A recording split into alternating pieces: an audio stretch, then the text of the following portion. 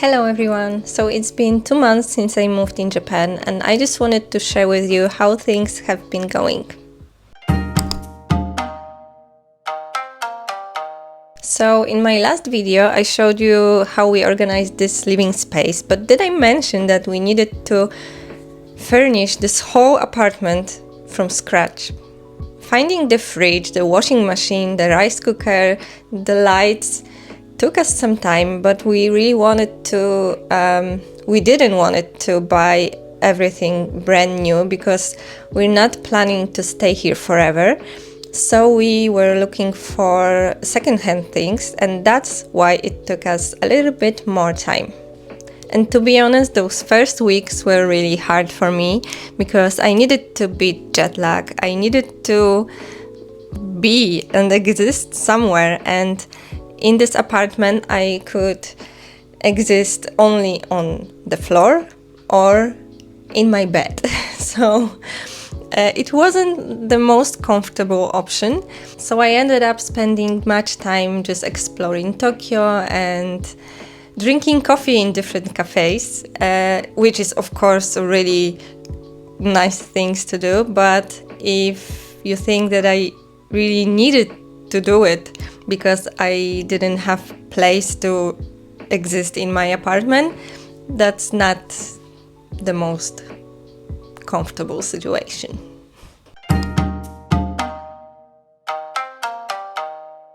As you can probably imagine, living in a foreign country can be challenging, especially if you don't know the language, which I don't.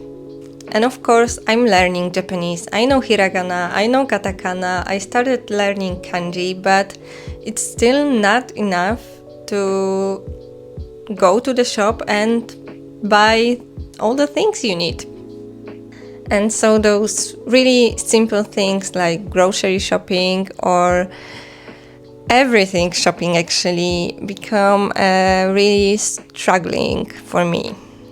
And I spent a lot of time just looking at the labels with my translator app and trying to figure out what everything was.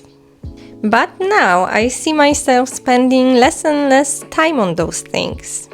And I am just truly proud of myself that I can just go to the store without using Google Maps and buy everything I need without using translator app.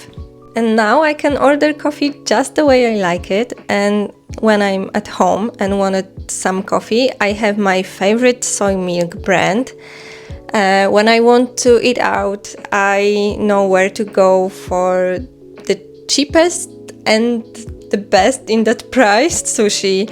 I know where to eat vegan ramen, and I know where my favorite soba is. So that's really cool. And on the top of that, I can easily travel in Tokyo's public transportation without getting lost.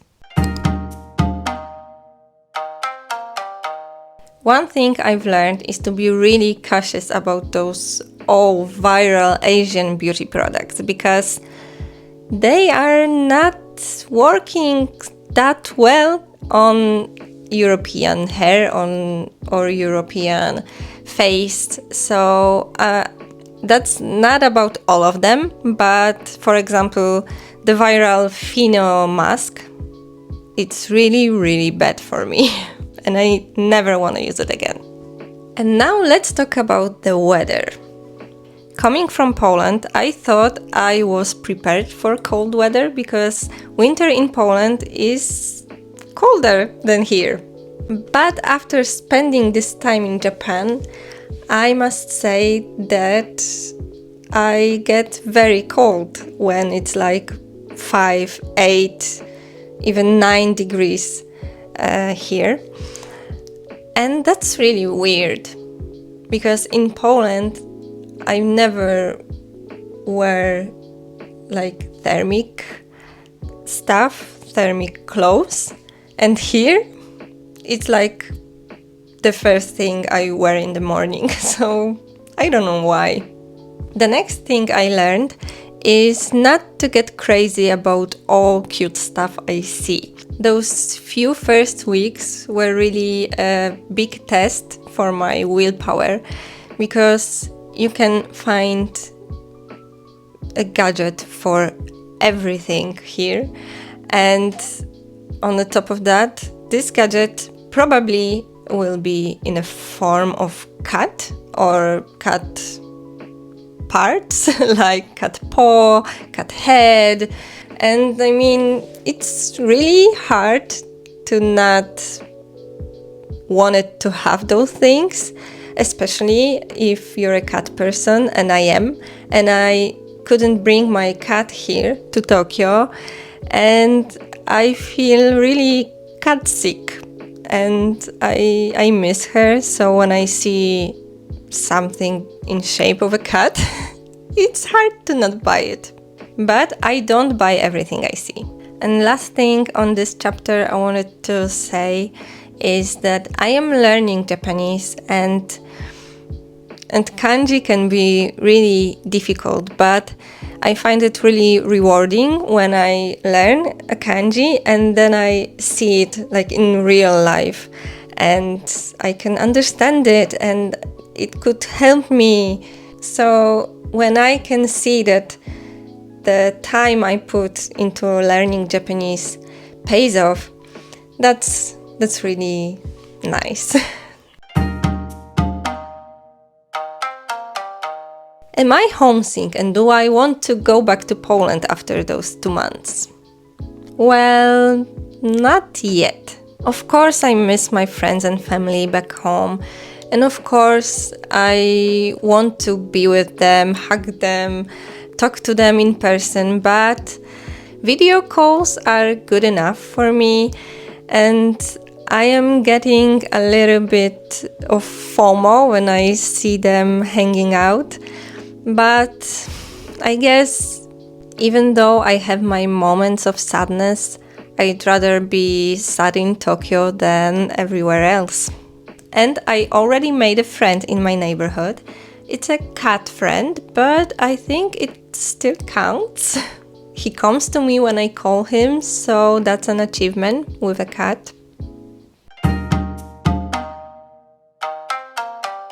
So what's next? Well, there are a few things that I want to work on now, like my kitchen skills, like cooking skills mostly. I want to cook more at home and less eat out, even though like it's not about the cost of living, because I don't think that cooking home is that much cheaper than eating out here, especially if you're good with eating soba or ramen or you eat meat. The second thing I want to work on is, of course, my Japanese. I just want to be able to talk to people. And the last two things I want to experience in the next months is to find some local activities, to be more involved with the community here, maybe get to know some people other than Kat, I mean some locals. And of course I want to travel more, because this time I was focused on Tokyo, and now I want to see places outside of Tokyo, like Kamakura, for example. And that's it for now. Thank you so much for watching this video. I hope you enjoyed it, and I think I'm gonna record another update in a few months. See you in the next video. Bye bye!